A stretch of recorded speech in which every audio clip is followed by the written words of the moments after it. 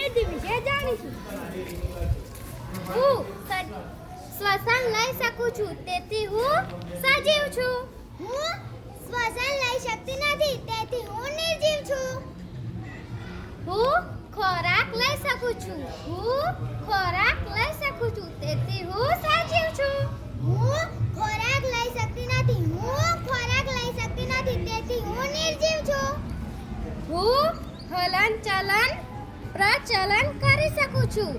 હું હલન ચલન પ્રચલન કરી શકું છું, તેથી હું સજીવ છું. હું હલનચલન કે પ્રચલન કરી શકતી નથી. હું હલનચલન કે પ્રચલન કરી શકતી નથી, તેથી હું નિર્જીવ છું.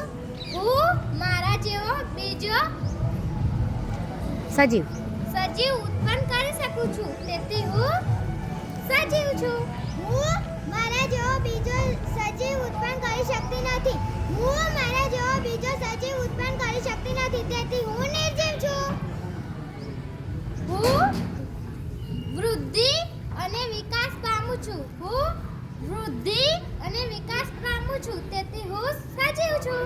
હું વૃદ્ધિ અને વિકાસ પામતી નથી. હું વૃદ્ધિ અને વિકાસ પામતી નથી, તેથી હું નિર્જીવ છું. તો ચાલો બાળકો, હું તમને એક પ્રશ્ન પૂછું. લીમડો એક જગ્યાએથી બીજી જગ્યાએ જઈ શકતો નથી. લીમડો એક જગ્યાએથી બીજી જગ્યાએ જઈ શકતો નથી, તો પણ તે કેમ સજીવ છે? લીમડો એક જગ્યાએથી બીજી જગ્યાએ જઈ શકતો નથી, પરંતુ તેમાં સજીવના લક્ષણો ધરાવે છે. કેમ કે લીમડો શ્વસન કરે છે, લીમડો ખોરાક લે છે, લીમડો એના જેવો બીજો લીમડો ઉત્પન્ન કરે છે, લીમડો વૃદ્ધિ પામે છે, તે માટે લીમડો સજીવ છે. તો બીજો પ્રશ્ન પૂછું. વિમાન એક જગ્યાએથી બીજી જગ્યાએ જઈ શકે છે. વિમાન એક જગ્યાએથી બીજી જગ્યાએ જઈ શકે છે, તો પણ તે કેમ નિર્જીવ છે? બોલો.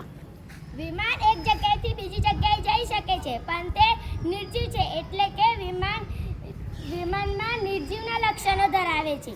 વિમાન શ્વસન કરી શકતું નથી. વિમાન ખોરાક લેતો નથી. વિમાન તેના જેવું બીજું વિમાન ઉત્પન્ન કરી શકતો નથી, તેથી વિમાન નિર્જીવ છે.